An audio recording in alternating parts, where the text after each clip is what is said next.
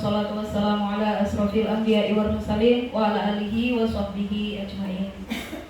Yang kami hormati segenap Dewan Guru SDN 1 Ketapang, dan yang saya hormati juga rekan CGP saya, Pak Dedi. Hari ini dengan rahmat Allah yang Maha Kuasa, akhirnya kami bisa melaksanakan diseminasi budaya positif, yaitu modul 1.4. Terima kasih atas kehadiran rekan-rekan semua yang ada di sini. Sebelumnya, supaya acara ini bisa berjalan dengan lancar, mari kita buka dengan doa yang akan dipimpin oleh Bapak Imam. Monggo dipersilahkan. Terima kasih Bu Aini. Bapak Ibu yang kami hormati, marilah kita awali kegiatan ini dengan berdoa bersama-sama. Mudah-mudahan dengan berdoanya kita bersama-sama ini, kegiatan yang akan kita laksanakan berjalan lancar. Amin ya rabbal alamin. Kita awali dengan bacaan surat Al-Fatihah. Bismillahirrahmanirrahim. Ta'ala wa li syafa'ati Rasulullah wa ila darajat Nabi Mustafa Muhammad sallallahu alaihi wasallam. Al-Fatihah. A'udzubillahi minasyaitonir rajim. Bismillahirrahmanirrahim. Alhamdulillahirabbil alamin. Ar-Rahmanir-Rahim. Maliki yaumiddin. Iyyaka na'budu wa iyyaka nasta'in. Ihdinas siratal mustaqim. Siratal ladzina an'amta 'alaihim ghairil maghdubi 'alaihim waladdallin. Amin. Bismillahirrahmanirrahim. Alhamdulillahirabbil alamin. Hamdan yuwaffi ni'amahu wa yukafi mazidah. Ya Rabbana lakal hamdu kama yanbaghi li jalali wajhika wa 'azimi sultanik.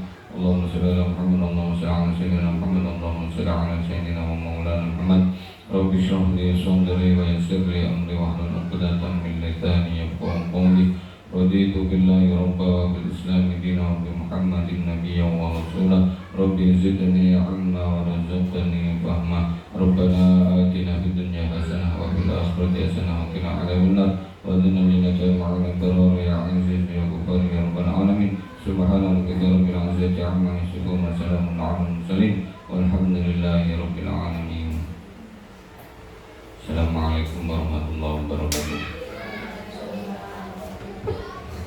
Terima kasih Bapak Imam Rahayudi.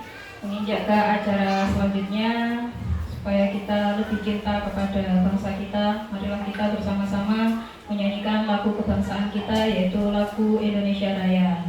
Kepada yang bertugas, Ibu Sinta Rahmawati, kami persilahkan. Hadirin dimohon berdiri.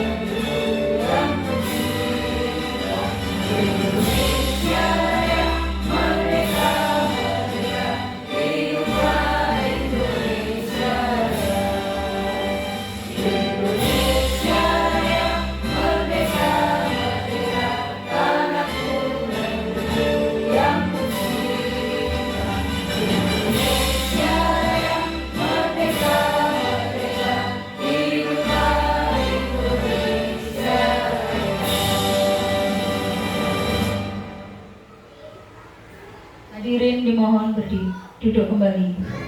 Terima kasih kepada Ibu Sinta, rekan-rekan semua yang ada di sini, Bapak Ibu guru.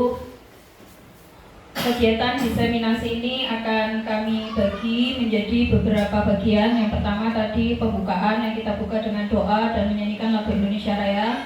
Kemudian kegiatan yang kedua yaitu pada inti pemaparan materi modul 1.4 budaya positif yang akan dipaparkan oleh kami yaitu Bapak Dedi dan saya Ibu Nur Aini.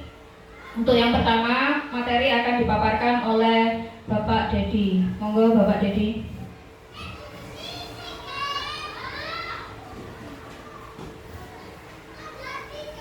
Terima kasih atas waktu yang diberikan. Assalamualaikum warahmatullahi wabarakatuh.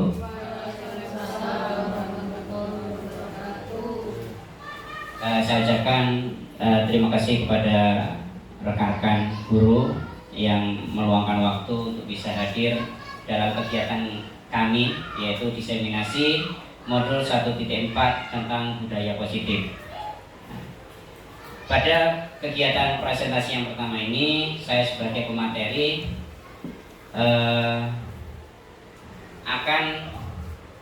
kita akan belajar bersama ya. Yang pertama yaitu tentang nilai-nilai kebajikan universal. Kedua yaitu tentang teori motivasi, hukuman dan penghargaan. Yang ketiga tentang keyakinan kelas. Keempat, 5 kebutuhan dasar manusia. Yang kelima yaitu tentang restitusi dari 5 posisi kontrol. Dan yang terakhir adalah restitusi itu sendiri. Di sini saya akan memaparkan 3 hal ya terkait poin nomor 1, 2 dan 3. Sebelum masuk pada materi intinya, kita buat kesepakatan dulu ya. Yang pertama tadi kita sudah melakukan berdoa ya. Jadi nanti berdoa sebelum dan sesudah acara. Yang kedua yang harus kita sepakati di kelas ini yaitu kita harus saling menghargai dan menghormati. Jadi nanti silakan pada Bapak Ibu untuk memberikan pertanyaan, tanggapan ya dengan cara mengacungkan tangan terlebih dahulu dan yang lain kami harapkan untuk mau mendengarkan. Yang ketiga yaitu kita datang ke sini ya dengan perasaan yang gembira. Karena dengan perasaan gembira kita akan mudah untuk memahami dan meresapi apa yang akan kita pelajari pada hari ini. Ada yang mau ditambahkan untuk kesepakatan kelas? Sudah? Oke. Jadi itu yang bisa kita sepakati agar kegiatan kita bisa berjalan dengan lancar. Ya, hari ini kita akan belajar tentang disiplin positif, yaitu tentang nilai-nilai kebajikan universal. Apa itu disiplin positif? Mungkin dari Bapak Ibu sudah ada yang pernah mendengar disiplin positif. Apa sih disiplin positif itu? Ada yang sudah tahu? Monggo. Kisita, disiplin positif itu yang bagaimana Bu? Belum tahu Pak. Belum tahu ya? Iya Pak. Nah, disiplin positif merupakan suatu cara penerapan disiplin tanpa kekerasan dan ancaman yang dalam prakteknya melibatkan komunikasi tentang perilaku yang efektif antara orang tua dan anak. Jadi penekanannya adalah disiplin positif ini kita tanpa melakukan kekerasan ataupun ancaman kepada murid kita, kepada anak kita ya. Jadi tanpa kekerasan, tanpa ancaman, kita berharap anak-anak itu bisa menerapkan disiplin-disiplin ya. Itu yang kita sebut dengan disiplin positif. Nah, dalam penerapan disiplin positif ini, anak diajarkan untuk memahami konsekuensinya dari perilaku mereka. Selain itu, disiplin positif juga mengajarkan anak untuk bertanggung jawab serta memiliki rasa hormat dalam berinteraksi dengan lingkungannya. Nah, jadi mereka harus memahami konsekuensinya ketika mereka melanggar hal-hal yang tentang kedisiplinan. Konsekuensinya bagi mereka itu apa? Nah, jadi harus kita munculkan rasa tanggung jawab pada diri anak tersebut. Jadi disiplin positif ini merupakan salah satu cara penerapan disiplin yang bertujuan, yaitu untuk menumbuhkan kesadaran serta memberdayakan anak untuk melakukan sesuatu tanpa sogokan, ancaman maupun hukuman. Jadi mereka dengan sadar melakukan disiplin, ya, perilaku disiplin, tanpa kita harus mengancam mereka atau memberikan hukuman pada mereka.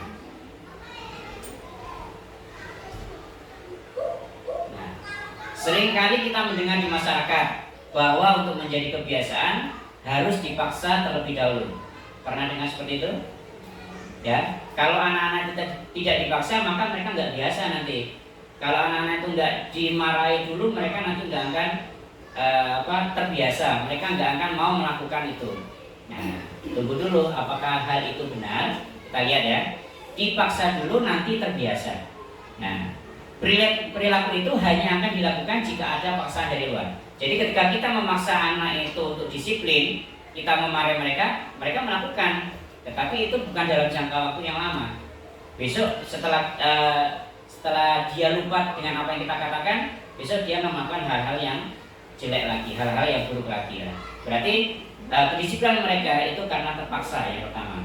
Yang kedua, kegiatan yang dipaksakan akan menimbulkan antipati sehingga menyebabkan kehilangan ketertarikannya. Jadi kalau kita paksa mereka untuk berlaku disiplin, kadang mereka itu merasa bosan. Terus akhirnya ada antipati dari mereka. Kita menyuruh A, mereka akan melakukan B. Nah, istilahnya mereka akan memberontak dengan apa yang kita katakan. Kalau kita melakukan disiplin tersebut dengan paksaan. Yang ketiga, kemerdekaan berekspresi dan potensi anak akan menjadi terbatas. Ya, kita menyuruh mereka, ayo kamu disiplin. Ya, disiplinnya seperti ini. Dia akan melakukan itu, tapi dia nggak mempunyai inovasi untuk melakukan disiplin yang lain. Jadi disiplinnya A saja, B, C, D dan lain sebagainya dia tidak akan melakukan. Ya, jadi ternyata dengan dipaksa itu masih banyak hal-hal negatif yang akan berada pada diri anak, yang akan tumbuh pada karakter anak tersebut.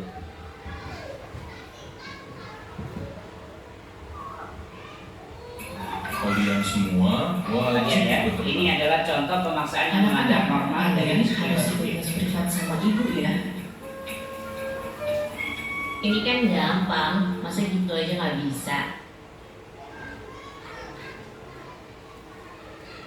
Ya, kita ulangi lagi. Kalian semua wajib ikut renang. Anak-anak, kalian harus ikut les privat sama ibu ya. Ini kan gampang, masa gitu aja nggak bisa. Nah, itu adalah kalimat-kalimat yang sering muncul dari diri kita, ya. Secara tidak sadar itu memaksa, yang membentuk karakter anak dengan cara paksaan. Nah, hal ini tidak akan berlangsung lama. Jadi mungkin kita mengajak mereka, menyuruh mereka untuk mengikuti kegiatan yang mereka tidak sukai. Nah, ini menyebabkan anak itu akan antipati terhadap kegiatan tersebut. Ya. Nah, ini tadi gambar yang terakhir yaitu, ini kan gampang, masa kita aja nggak bisa. Nah, ya, itu adalah sebuah paksaan. Itu tanpa kita sadari itu adalah sebuah paksaan. Ya, ketika seseorang anak itu tidak bisa melakukan sesuatu, tapi kita memaksa dengan memberikan statement yang negatif pada anak tersebut. Nah, bagaimana yang harus kita lakukan? Atau mendorong murid melakukan kegiatan yang membuat mereka senang. Yang kedua, membantu murid untuk menemukan inspirasinya. Dan yang ketiga, membuka ruang dialog dengan murid. Nah, berikut adalah beberapa hal yang bisa dilakukan untuk meningkatkan disiplin positif pada anak. Kita lihat sekali lagi. Mengajak atau mendorong murid melakukan kegiatan yang membuat mereka senang. Yang kedua, membantu murid untuk menemukan inspirasinya. Dan yang ketiga, membuka ruang dialog dengan murid. Nah, ya, yang pertama caranya kita harus tahu apa sih kesenangan murid itu. Ya, kita ikuti senam murid itu seperti apa, kita kita penuhi kebutuhan dia. Ya, jangan sampai kita memaksakan apa yang tidak disenangi oleh murid. Terus kita juga membantu mereka untuk meningkatkan inovasi pada diri mereka. Jangan sampai apa yang kita katakan dia lakukan, tetapi dia tidak memiliki ekspresi yang lain. Terus yang ketiga, yaitu membuka ruang dialog. Nah ini penting, ya. Jadi harus ada keterbukaan antara kita ya sebagai guru dengan murid. Nah, jangan sampai kita tidak pernah tahu apa yang ada di dalam hati murid tersebut, sehingga murid itu tidak berani mengungkapkan, tidak berani untuk bercerita kepada gurunya. Ya. Nah itu kadang membuat murid itu merasa tidak nyaman di dalam kelas. Nah, kita masuk pada nilai-nilai kebajikan universal. Jadi nilai kebajikan atau nilai universal itu yang menyeluruh ya adalah sifat positif manusia yang merupakan tujuan mulia yang ingin dicapai oleh setiap individu. Nah, yang kita kenal dengan nilai kebajikan universal. Apa saja kita lihat? Nilai-nilai tersebut bersifat universal dan lintas bahasa, suku bangsa, agama maupun latar belakang. Karena kita tahu bahwa murid-murid kita yang ada di dalam kelas kita itu berbagai macam suku bangsa ada di situ. Ada yang Madura, ada yang Jawa, ada yang asli Osing, ya. Terus bahasa yang digunakan pun juga bermacam-macam. Nah, apalagi kalau sudah ngomongkan tentang agama, ya, mungkin ada yang agama Kristen, Katolik, ya, maupun ada yang beragama Hindu.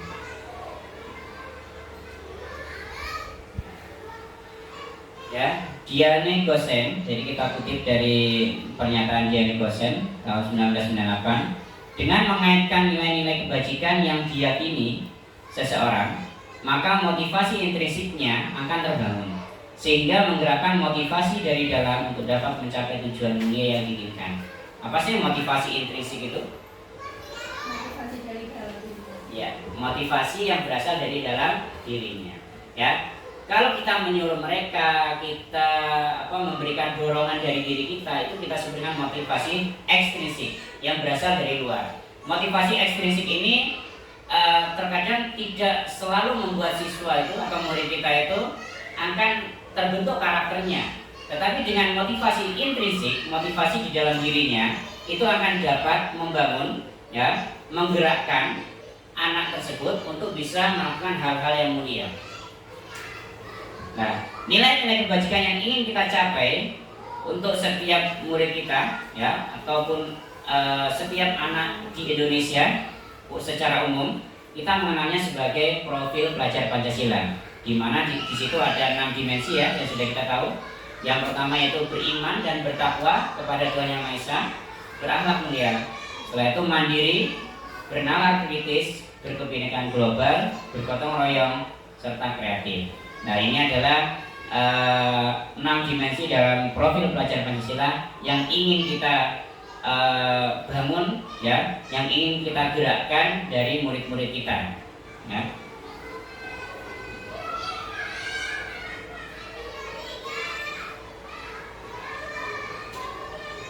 Nah, itu adalah yang pertama tadi ya, yaitu nilai-nilai kebajikan secara universal. Jadi dapat kami simpulkan bahwa nilai-nilai kebajikan universal itu meliputi dari 6 dimensi profil pelajar Pancasila. Ya, apa saja tadi yang pertama? Beriman dan bertakwa kepada Tuhan Yang Maha Esa, ya, berakhlak mulia. Yang kedua, berkebinekaan global. Yang ketiga, bergotong royong. Yang keempat,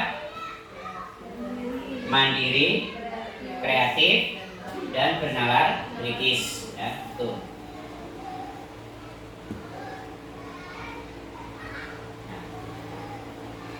Masuk pada poin yang kedua, yaitu tentang teori motivasi, hukuman, dan penghargaan, serta restitusi.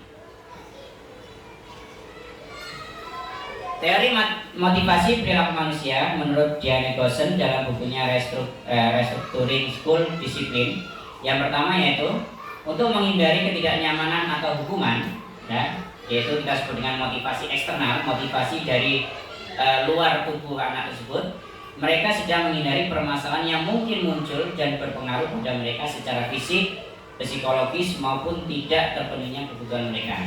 Jadi terkadang mereka itu memiliki motivasi yang motivasi itu berasal dari luar tubuhnya, dari luar dirinya mereka, ya, yang kita sebut dengan motivasi eksternal.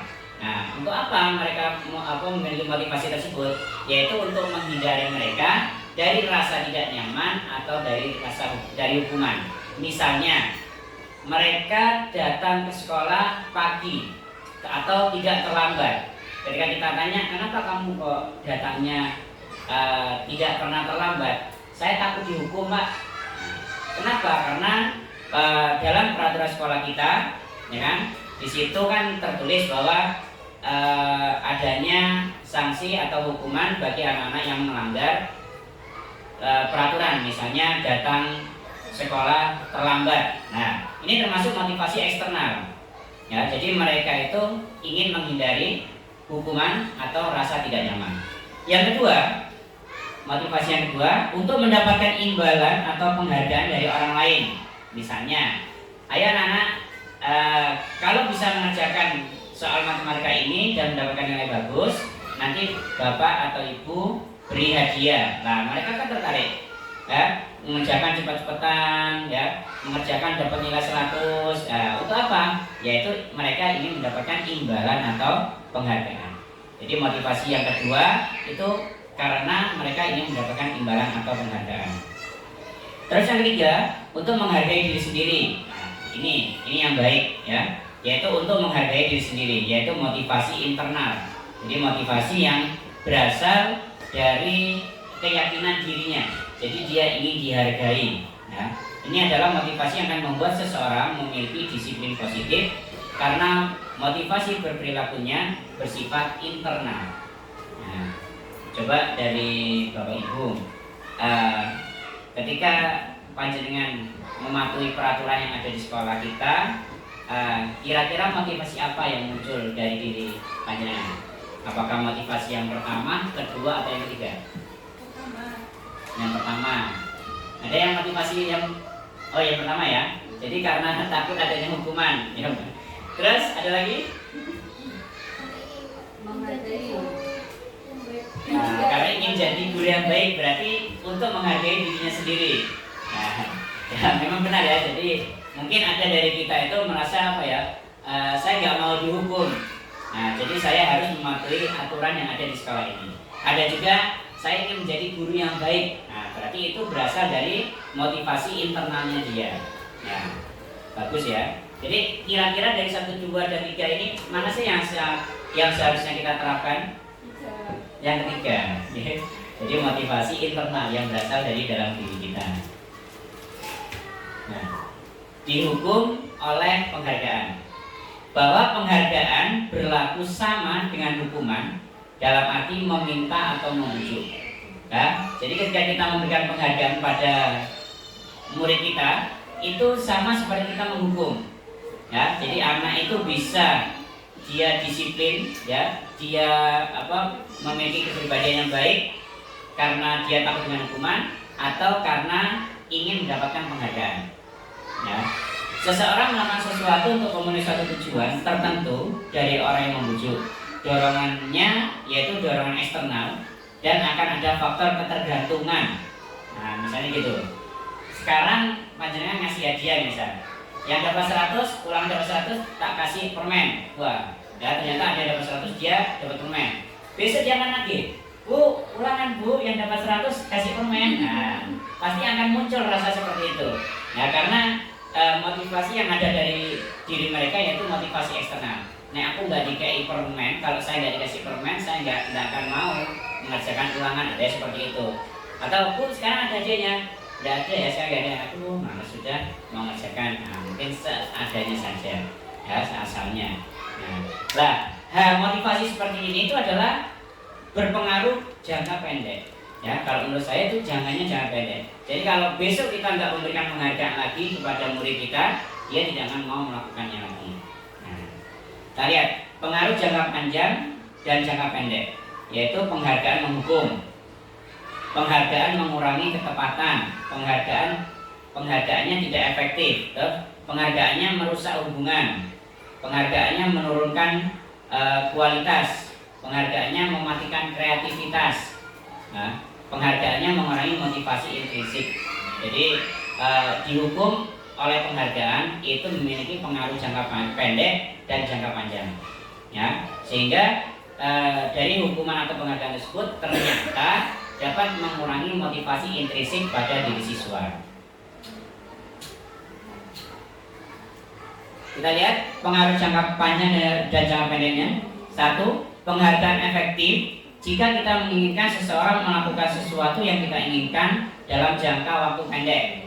Misalnya, Bapak Ibu pengen, ayo anak-anak, kalian bersihkan kelas kalian, misalnya, ya, kalian bersihkan kelas kalian. Siapa yang paling rajin membersihkan kelasnya nanti akan Bapak kasih hadiah. Kalau ada yang terlihat tidak membersihkan kelas, Bapak hukum untuk membersihkan toilet sekolah, misal seperti itu. Nah, ini jangka waktu pendek. Jadi ketika waktu itu saja dia melakukan, kalau dia melakukan dapat hadiah, kalau nggak melakukan dapat hukuman. Ini tidak ada kesan bahwa anak itu akan melakukan untuk membersihkan kelasnya setiap hari tanpa ada perintah. Nah, jadi hanya jangka pendek. Kalau besok gurunya nggak ngomong, ya dia akan selesai. Gitu. Jadi belum ada kesadaran yang muncul pada dirinya. Terus yang kedua, jika kita menggunakan penghargaan lagi dan lagi, maka orang tersebut akan bergantung pada penghargaan yang diberikan, serta kehilangan motivasi dari dalam dirinya. Loh, kamu kok nggak mau ngerjakan? Bu guru nggak mau ngasih permen lagi, ya. Kamu kok kok nilainya ulangannya kok hari ini jelek ya, nggak seperti kemarin. Bu guru nggak ngasih coklat. Nah, karena terbiasa dengan penghargaan, dengan hadiah. Ketika kita nggak ada penghargaan atau hadiah, maka motivasi dari dirinya itu akan hilang. Ya, jangan kembali bermalas-malasan lagi. Jika kita mendapatkan penghargaan untuk melakukan sesuatu yang baik, maka selain kita senantiasa berharap mendapatkan penghargaan tersebut lagi, kita pun menjadi tidak menyadari tindakan baik yang kita lakukan. Ya, nah jadi kita nggak tahu dengan saya membersihkan kelas ini termasuk tindakan baik atau tidak ya. Nah, ketika gurunya nggak menyuruh lagi, ya sudah dia nggak mengerjakan. Padahal ketika dia membersihkan kelasnya, ya, kelasnya bersih, kelasnya nyaman, nah itu kan sesuatu yang baik bagi dirinya, tindakan yang baik. Tetapi karena kemarin ada hadiah atau ada hukuman, sehingga dia bersih-bersih, nah, dia tidak menyadari kalau kegiatan dia membersihkan kelas itu merupakan tindakan yang baik bagi dirinya. Jadi hilang, hanya berlaku jangka pendek saja. Penghargaan tidak efektif hanya jika Anda melakukan hal ini, maka Anda akan mendapatkan penghargaan yang diinginkan. Jadi penghargaan itu nggak efektif lagi kalau kita memberikan penghargaan kalau anak itu melakukan.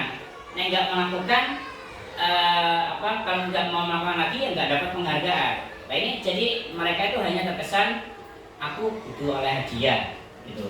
Tapi kalau nggak ada hadiah dia nggak akan melakukan. Terus jika saya mengharapkan suatu penghargaan dan tidak mendapatkannya, maka saya akan kecewa. Nah ini ya, dan berkecil hati serta kemungkinan lain kali saya tidak akan berusaha sekeras sebelumnya. Jadi sebenarnya dia punya potensi, tapi karena nggak ada hadiahnya, ya dia bekerja melakukannya dengan sesenang hatinya dia, tidak mau mengeluarkan potensi yang ia miliki. Nah, ini menyebabkan penghargaan yang kita berikan itu tidak efektif. Terus penghargaan itu dapat merusak hubungan. Yang pertama mengakibatkan rasa iri.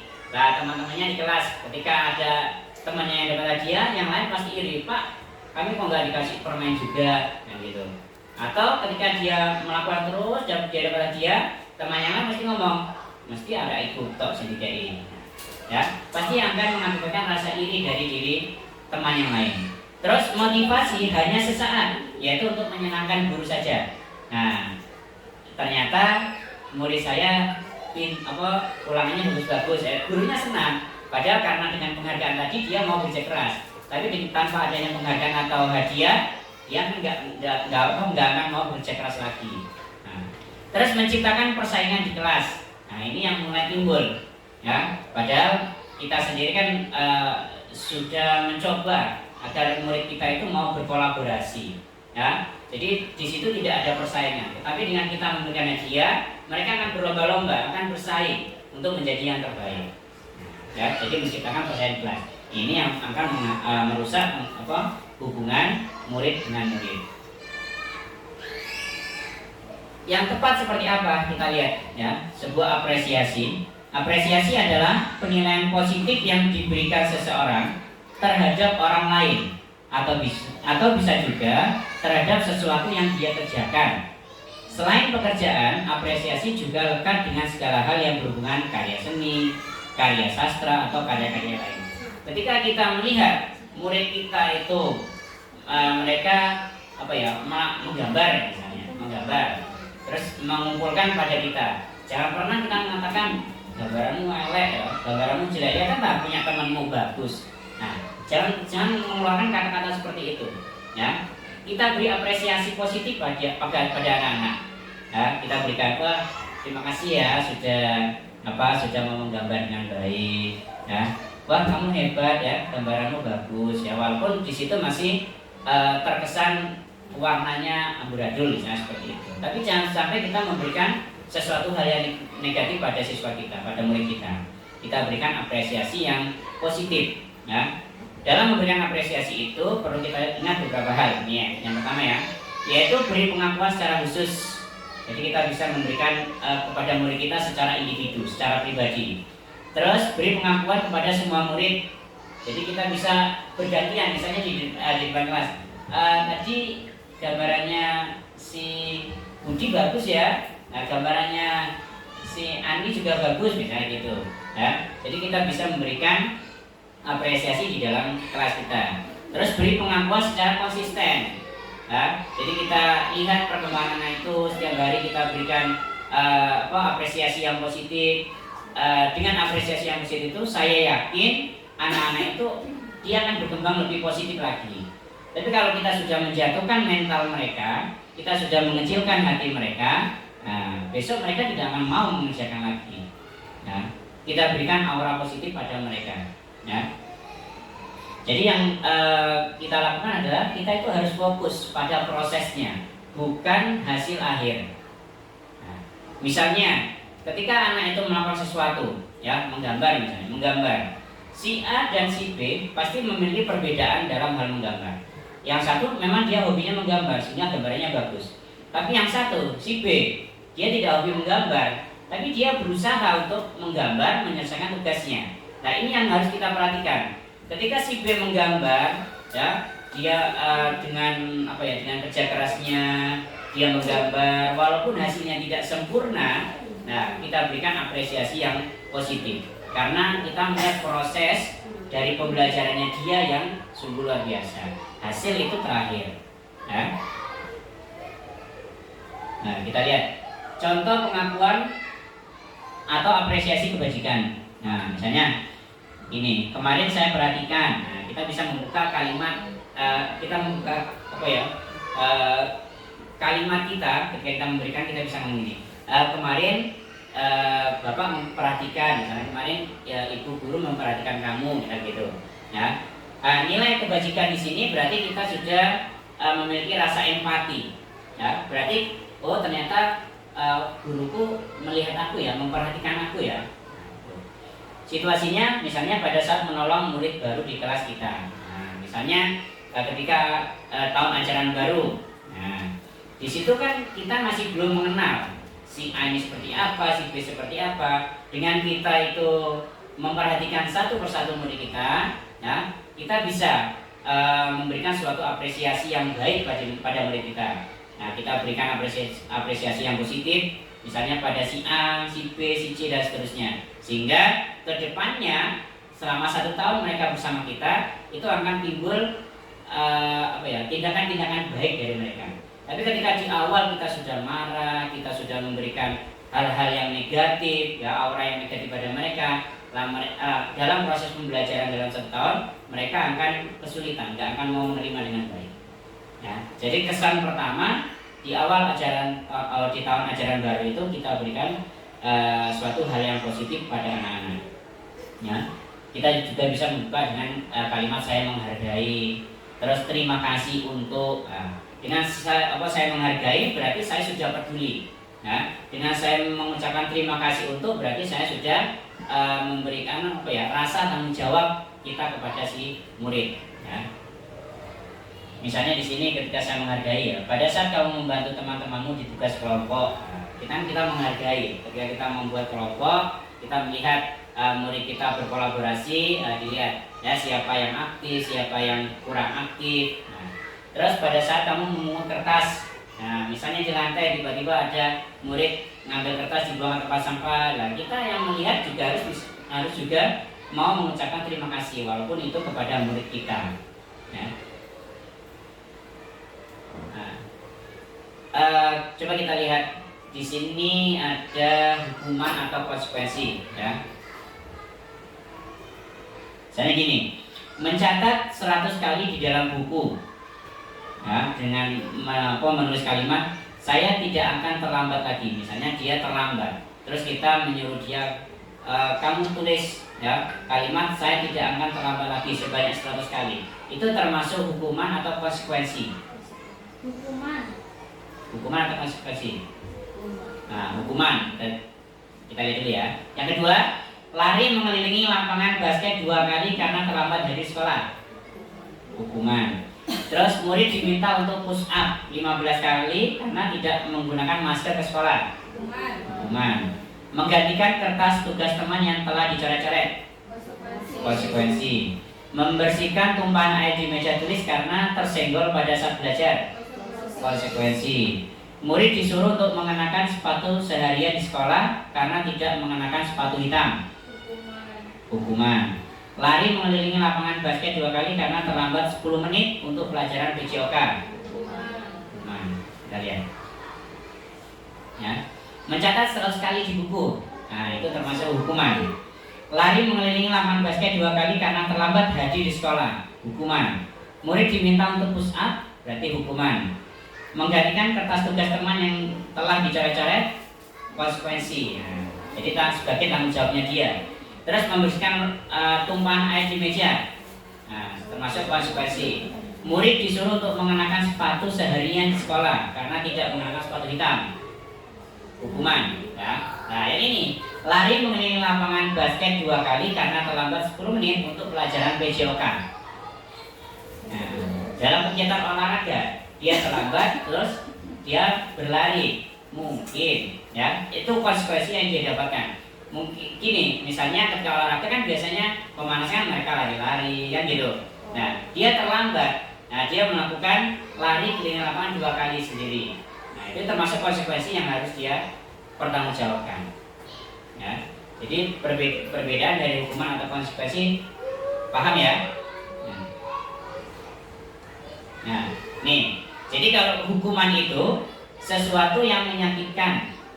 Tuh. Tapi kalau konsekuensi sesuatu yang sesuatu harus terjadi. Jadi merupakan refleksi dari tanggung jawabnya dia. Hukuman itu membuat anak sakit, ya, baik fisik maupun hatinya, yaitu untuk jangka waktu yang lama. Tapi kalau konsekuensi membuat anak merasa tidak nyaman dalam jangka waktu pendek. Jadi dia merasa gelisah, aku tadi numpain air, tak bersih nih, sama gitu. Akhirnya dia membersihkan tumpahan air tersebut. Itu konsekuensi. Tapi kalau hukuman, kita menghukum murid kita, ya, kadang membuat murid kita itu secara fisik bisa terluka karena kita mencubit, memukul, ya, atau hatinya pun terluka. Misalnya kita menghukum dia secara verbal dengan kata-kata, mengumpat dia. Nah ini akan terbawa dia sampai dia dewasa. Terkadang kalau kita bertemu dengan salah satu murid kita di jalan, terkadang anak yang nakal itu ingat sama kita. Kenapa? Oh, Pak, dulu saya dijewer pada dia gitu. Jadi dia ingatnya itu hukuman, ya. Terus hukuman itu anak membenci kedisiplinan, ya. Jadi mereka sudah mulai antipati. Tapi kalau konsekuensi, anak akan menghargai disiplin. Nah, hukuman itu adalah sebuah paksaan, tapi kalau konsekuensi adalah sebuah tanggapan atau stimulus, jadi rangsangan yang ia berikan. Terus kalau hukuman itu mendorong anak menyakiti diri sendiri, tapi kalau konsekuensi mendorong anak agar mudah menyesuaikan diri. Ya.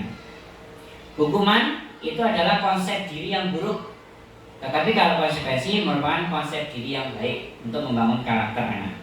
Hukuman, anak belajar untuk menyembunyikan kesalahan. Nah, tapi kalau konsekuensi, anak belajar untuk mematuhi peraturan. Jadi ketika dia terbiasa terhukum misalnya gitu ya, terus dia melakukan sesuatu hal, ya tindakan yang jelek, dia akan menutupi kesalahannya atau bahkan melemparkan pada teman yang lain. Bukan saya bu, itu yang memukul bu, gitu. Karena dia takut dengan hukuman tersebut.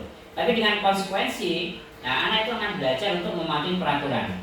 Nah, ketika dia melakukan kesalahan, bu, mohon maaf tadi saya salah. Nah, hanya dia memperbaiki kesalahannya itu. Nah. Terus hukuman, marah, rasa bersalah, dipermalukan, merasa tak dihargai. Nah, jadi anak itu akan merasa marah pada dirinya, pada kita yang menghukum. Terus mereka malu, mungkin ketika kita melakukan hukuman di depan teman-temannya, ayo kamu terlambat push up dulu, ya, atau dicubit atau apa, dia akan malu karena ketahuan dihukum. Tapi kalau konsekuensi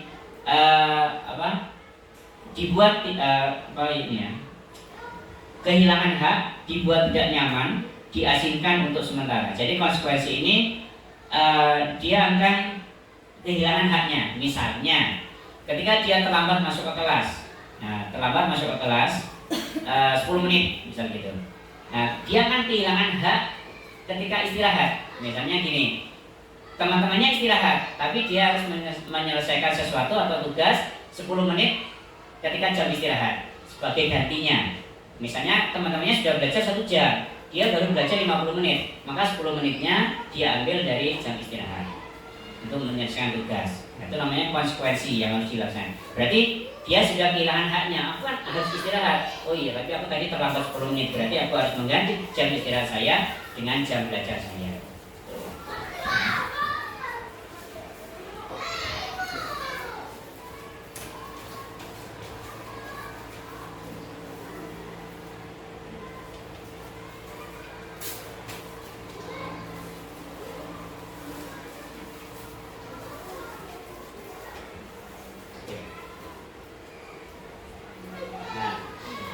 Yang terakhir yaitu tentang keyakinan kelas. Bapak Ibu sudah pernah membuat keyakinan kelas bersama anak-anak? Sudah ya? Nah, apa sih perbedaan keyakinan kelas dengan peraturan?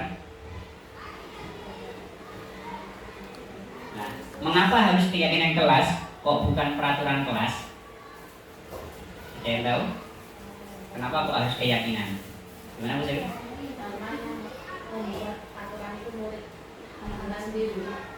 Kalau peraturan yang membuat, guru yang membuat, ya, keyakinan kelas, muridnya yang membuat dan disetujui dengan anggota yang lain. Ya, benar ya. Jadi kalau peraturan kan memang sudah dibuat, entah itu oleh kepala sekolah atau oleh guru itu sendiri. Tapi kalau keyakinan kelas, kita membuat bersama-sama dengan murid. Ya, nah, ya, mari kita jawab tanya berikut. Mengapa kita harus menggunakan helm bila mengendarai kendaraan roda 2? Melindungi kepala itu termasuk keyakinan atau peraturan? Keyakinan. Kalau peraturan kira-kira apa? Supaya tidak ditilang. Itu kan peraturan. Terus mengapa kita menggunakan masker, mencuci tangan dan menjaga jarak saat COVID-19 melanda? Menjaga kesehatan. Berarti termasuk keyakinan atau peraturan? Keyakinan. Kalau peraturannya? Nah, ya jadi pemerintah mematuhi protokol kesehatan. Nah, itu ya peraturan yang dicanangkan oleh pemerintah seperti itu. Tapi karena kita ingin menjaga kesehatan kita, ya kita gunakan masker. Sepatu. Jadi pertanyaan 1 dan 2, ya, kemungkinan jawaban kita itu adalah untuk keselamatan saya. Jadi tadi agar kepala kita terlindungi, agar kita tidak terkena COVID, kayak gitu ya. Terus nilai-nilai keselamatan dan kesehatan inilah yang kita sebut sebagai suatu keyakinan. Jadi benar ya yang Bapak Ibu utarakan. Kalau yang selain itu, yang protokol kesehatan karena takut kena tilang itu termasuk salah satu peraturan. Jadi apa sih keyakinan itu? Keyakinan merupakan suatu nilai-nilai kebajikan universal yang disepakati secara tersirat dan tersurat, lepas dari latar belakang, suku, negara, bahasa maupun agama.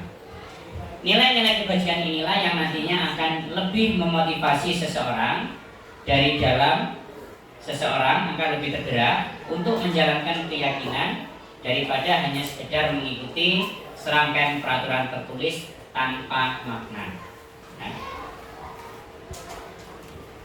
Menurut Gosen, suatu keyakinan akan lebih memotivasi seseorang dari dalam. Seseorang akan lebih bersemangat untuk menjalankan keyakinannya daripada hanya sekedar mengikuti serangkaian peraturan. Di dalam kelas ada nggak perbedaan yang Bapak Ibu rasakan ketika dulu anak-anak itu harus mematuhi peraturan dengan sekarang anak-anak itu sudah memiliki keyakinan? Sudah ada perbedaan atau belum? Ada. Ya. Menurut Bapak Ibu, kira-kira anak-anak itu lebih nyaman dengan peraturan apa lebih nyaman dengan keyakinan? Keyakinan. Okay.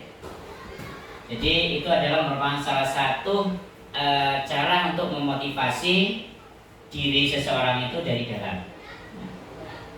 Fungsi dan kegunaan keyakinan kelas membentuk karakter yang positif, ya, pada anak melalui kebiasaan-kebiasaan yang positif, perilaku positif serta keteladanan dari seluruh warga sekolah, ya, guru dan murid.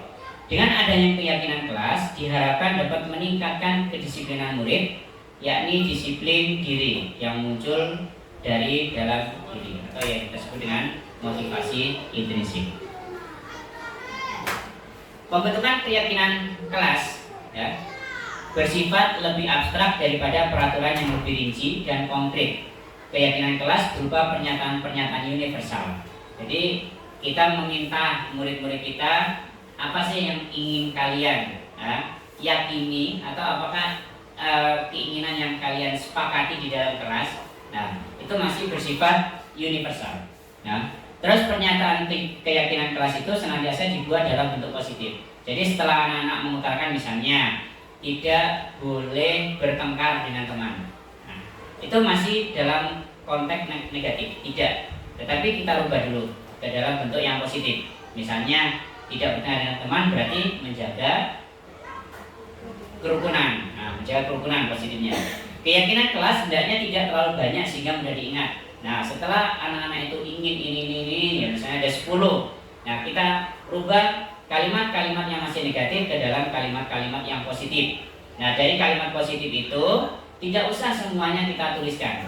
Ya, mungkin di situ ada yang sama atau ada yang mirip artinya, lah kita bisa lebih sederhanakan sehingga keyakinan kelas itu hanya ada 5, 6, ya, jangan terlalu banyak.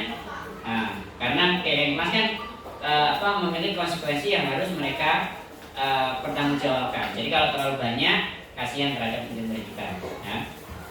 Terus keyakinan kelas sebenarnya sesuatu yang dapat diterapkan. Ya. Jadi anak-anak itu sudah bosan, ya, sudah bosan dengan peraturan yang ada. Jadi peraturan itu setiap tahun selalu sama. Ya. Terus peraturan itu kan harus ditaati. Nah, anak-anak itu tidak mau untuk dipaksa. Tetapi dengan keyakinan kelas, mereka memiliki keinginan, saya ingin kelas saya itu menjadi kelas yang baik. Dia utarakan, berarti di kelas saya tidak boleh bertengkar dengan teman. Di kelas saya tidak boleh menyontek. Di kelas saya tidak boleh membuang sampah sembarangan. Nah, kalimat-kalimat seperti itu kita tampung sehingga menimbulkan kalimat yang positif bagi diri mereka. Misalnya menjaga kebersihan kelas, menjaga kerukunan dengan teman, mengerjakan soal ujian dengan jujur. Nah, kalimat-kalimat positif ini kalau tertanam pada diri mereka, maka akan terbentuk karakter positif dari diri anak. Jadi mereka yakin dengan saya membuat seperti ini, saya bisa melaksanakan, saya bisa tanggung jawab, dan saya tahu konsekuensinya. Itu mereka akan melakukan. Tapi kalau peraturan karena dipaksa, karena ada hukuman, itu akan membuat mereka akan lama-lama mereka akan antipati dengan peraturan tersebut. Allah hukumannya cuma ngono-ngono tok. Nah, jadi nggak muncul rasa kesadaran dari diri atau rasa tanggung jawab pada diri. Mungkin itu. Abon? Ya, terima kasih atas waktu yang diberikan. Untuk kegiatan yang kedua, saya berikan kepada teman saya Bu Nur Aini. Assalamualaikum warahmatullahi wabarakatuh.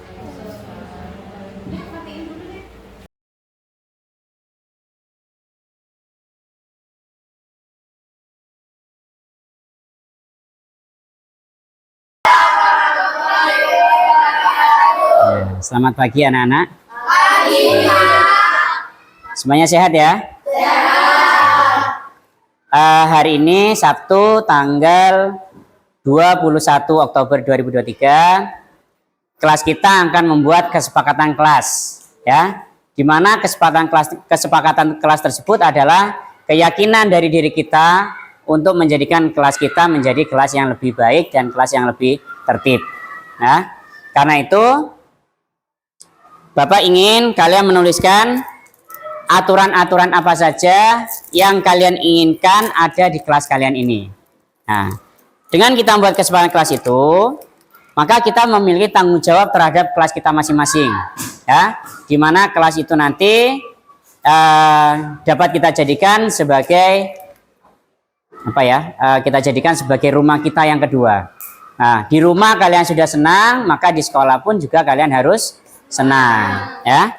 Ini ada kertas, kalian isi, setelah itu kalian tempelkan di sini ya, di peraturan kelas. Nah, nanti Bapak minta tolong sekretaris untuk memilih dan menulis kesimpulan apa yang diinginkan teman-teman kalian tentang peraturan kelas yang diinginkan di kelas ini, ya.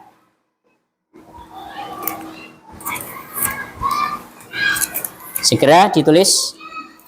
Yang sudah dapat bisa langsung ditulis.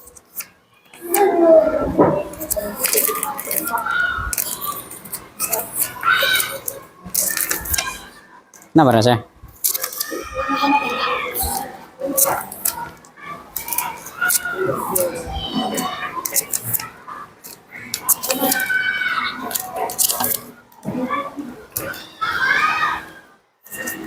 Hah? Nggak usah dinamai, langsung ditempel aja.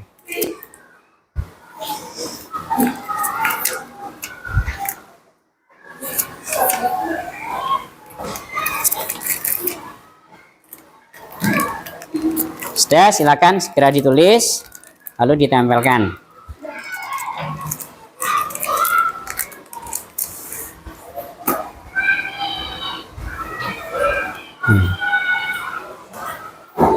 Sudah nggak? Ditempelkan nggak sudah? Nah, yang sudah langsung ditempel.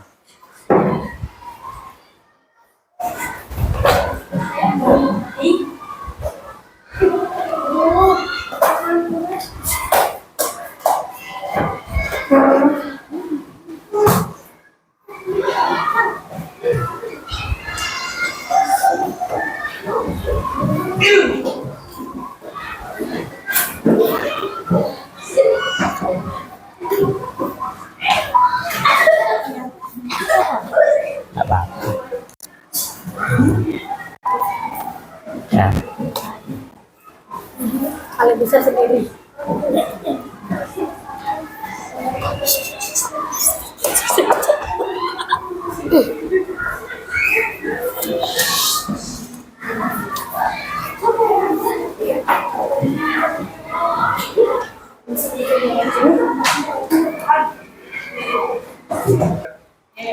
Sudah ditempel semua ya. Kita lihat yang diinginkan dalam membuat peraturan di kelas ini apa saja. Di sini yang pertama, tidak boleh bertengkar dalam kelas. Ya, tidak boleh bertengkar dalam kelas. Tidak membuang sampah sembarangan. Izin ketika ingin keluar. Tidak mengolok-olok teman. Jaga lisan dan sopan santun. Tidak boleh membuli. Tidak menambahkan kotoran saat kelas sudah bersih. tidak boleh main di dalam kelas, tidak bermain bola di dalam kelas, datang di awal jika itu tidak gaduh saat jam pelajaran, tidak berlari-larian di kelas,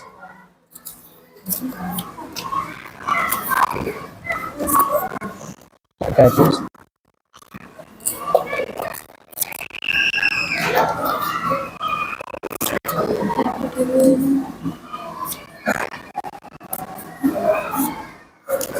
Ya, silakan ditulis, Altaf. Yang pertama adalah tidak boleh bertengkar dalam kelas. Tulis ini. Tidak boleh bertengkar di dalam kelas, ya. Peraturan pertama yang kalian ingat adalah tidak boleh bertengkar di dalam kelas. Tulis.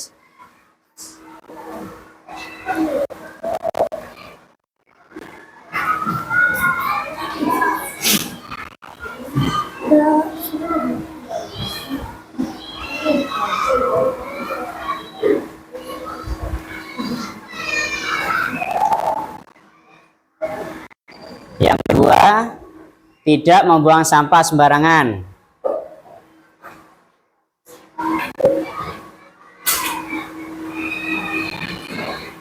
Dua, tidak membuang sampah sembarangan.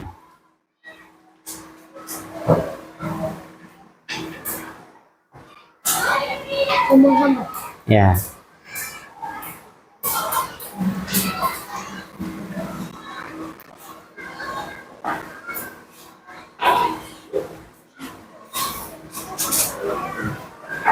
Ketiga, menjaga lisan dan sopan santun. Menjaga lisan dan sopan santun.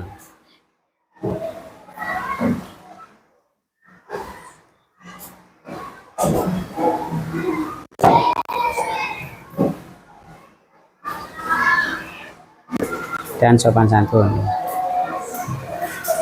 Yang keempat, tidak boleh bermain bola di kelas. Tidak boleh bermain bola di kelas.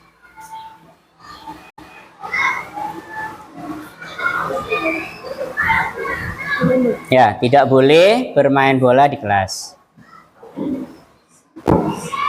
Yang kelima, piket sesuai jadwal.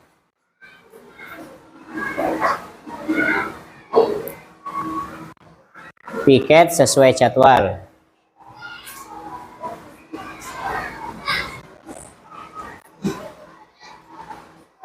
Yang keenam, tidak gaduh saat jam pelajaran.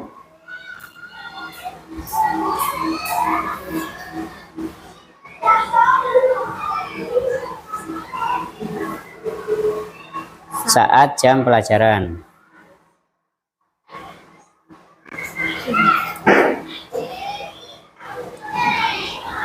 Yang keenam,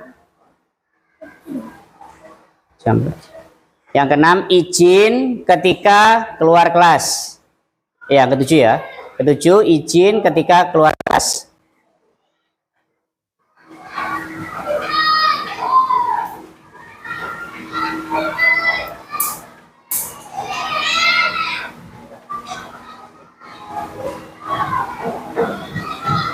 Ya, sudah, terima kasih. Silakan duduk. Nah, ya. Ini 7 peraturan di sini yang tertulis yang diinginkan oleh kalian, ya, agar kelas kita bisa menjadi lebih baik. Nah, cuman diperhatikan di sini. Nah, pada peraturan kelas ini masih terdapat kata-kata yang negatif, ya, menggunakan kata tidak. Nah, sebaiknya kita ubah kalimat-kalimat ini menjadi kalimat-kalimat yang lebih positif lagi. Ayo coba yang nomor 1. Kira-kira apa di situ? Tidak boleh bertengkar di dalam kelas. Berarti? Oh, menjaga. Oh ya, menjaga kerukunan.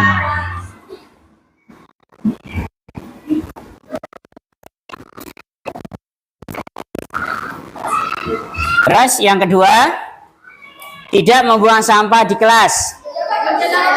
Nah, menjaga kebersihan kelas boleh.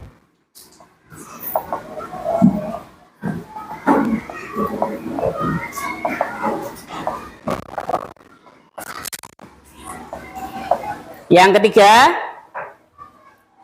sudah tepat? Menjaga lisan dan sopan santun.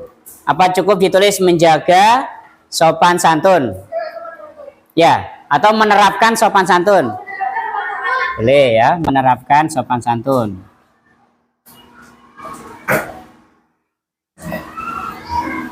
Nah, sopan santun ini bisa dalam ucapan maupun perbuatan, ya. Terus yang keempat,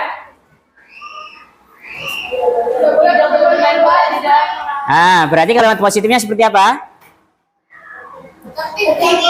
Tertib dalam kelas, boleh. Menjaga ketertiban kelas, gitu ya. Menjaga ketertiban kelas. Berarti selain tidak boleh main bola di dalam kelas, juga tidak boleh berlarian, ya, sehingga mengganggu teman yang lain. Terus yang kelima, berarti melaksanakan tugas piket.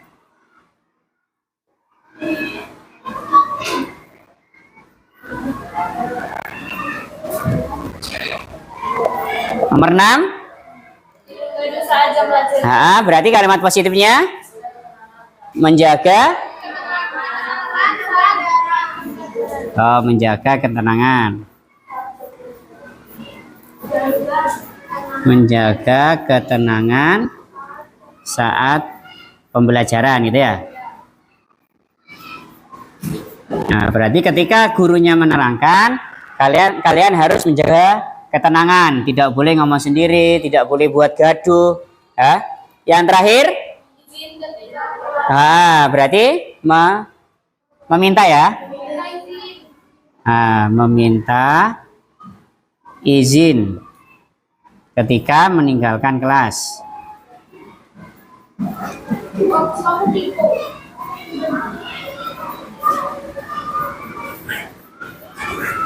Nah, ini ya. Apakah kalimat-kalimat positif ini sudah cukup mewakili apa yang di dalam kelas? Sudah ya. Berarti yang pertama kita bacakan lagi. Yang pertama adalah menjaga kerukunan. Tidak boleh bertengkar, tidak boleh melakukan bullying, ya. Tidak boleh saling olok-olok dengan teman dan lain sebagainya. Yang kedua, menjaga kebersihan kelas, ya. Ketika kalian habis menyobek kertas, habis makan, habis ngerotin pensil, itu tidak boleh dibuang di laci ataupun berserakan di lantai. Ketika lantai terlihat kotor, yang harus dilakukan adalah segera mengambil kotoran tersebut, ya. Tidak usah menyuruh temannya. Mencoba untuk menerapkan kesiapan dirinya sendiri, ya. Yang ketiga, menerapkan sopan santun. Nah, ketika berbicara dengan orang yang lebih tua, ya, berarti kita harus berkata dengan sopan, melakukan perbuatan dengan sopan, santun, ya. Nah, kepada teman juga seperti itu, ya. Tidak boleh memanggil nama teman dengan ucapan yang jelek. Yang keempat adalah menjaga ketertiban kelas, ya. Ketika jam pembelajaran berlangsung, ketika istirahat pun, kalian jangan sampai bermain bola di dalam kelas sehingga teman-teman kalian yang sedang istirahat itu merasa terganggu. Yang kelima, melaksanakan tugas piket. Nah, ini tugas piket itu sudah kita susun sesuai jadwal. Siapa yang piket hari Senin, Selasa, Rabu hingga Sabtu, nah itu harus melaksanakan tugasnya dengan baik, ya. Yang keenam, menjaga ketenangan saat pembelajaran, ya. Berarti kalian harus mengikuti pembelajaran dengan baik. Menjaga ketertiban kelas. Berarti selain tidak boleh main bola di dalam kelas, juga tidak boleh berlarian, ya, sehingga mengganggu teman yang lain. Terus yang kelima, berarti melaksanakan tugas piket.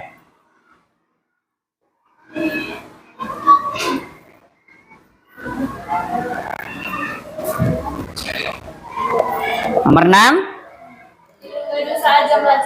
berarti kalimat positifnya menjaga menjaga ketenangan. Menjaga ketenangan saat pembelajaran gitu ya. Nah, berarti ketika gurunya menerangkan, kalian harus menjaga ketenangan, tidak boleh ngomong sendiri, tidak boleh buat gaduh, ya. Yang terakhir, berarti meminta ya. Meminta izin ketika meninggalkan kelas.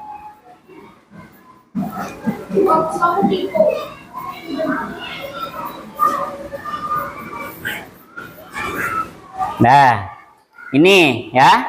Apakah kalimat-kalimat positif ini sudah cukup mewakili apa yang di dalam kelas? Sudah ya.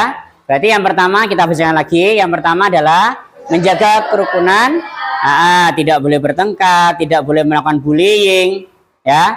Tidak boleh saling olok-olok dengan teman dan lain sebagainya. Yang kedua, menjaga kebersihan kelas, ya.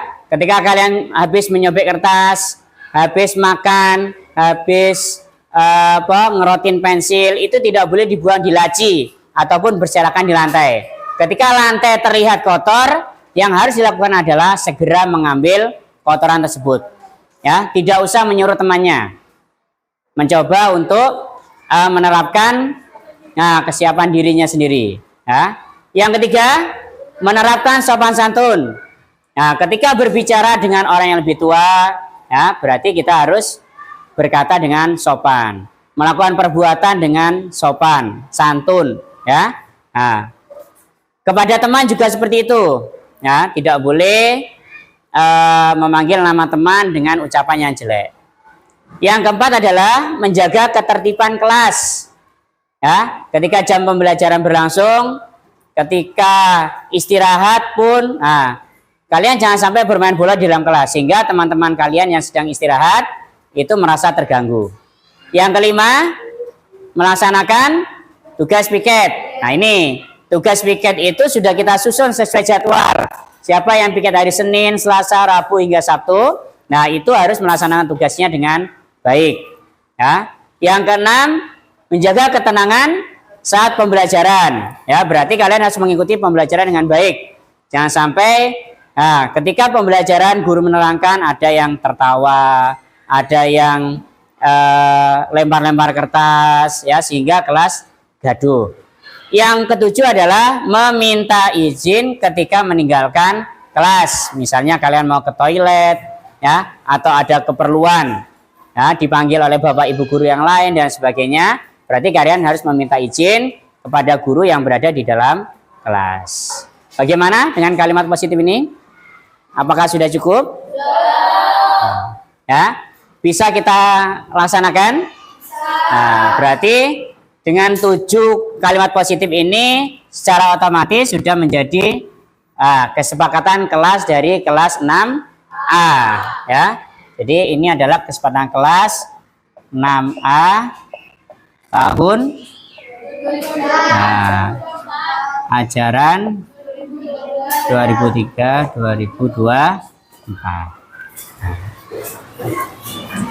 Ya, inilah kesepakatan kelas. Nanti kita buat, ya, nanti dibuat ya. Dibuat, setelah itu kita cetak lalu kita tempel di dinding agar setiap hari kalian bisa membaca dan bisa menerapkan apa yang sudah kita sepakati. Ya, mungkin itu kesepakatan kelas yang bisa kita buat. Semoga dengan kesepakatan kelas ini yang kita buat bisa menjadikan kelas kita menjadi lebih baik. Amin. Ya. Assalamualaikum warahmatullahi wabarakatuh.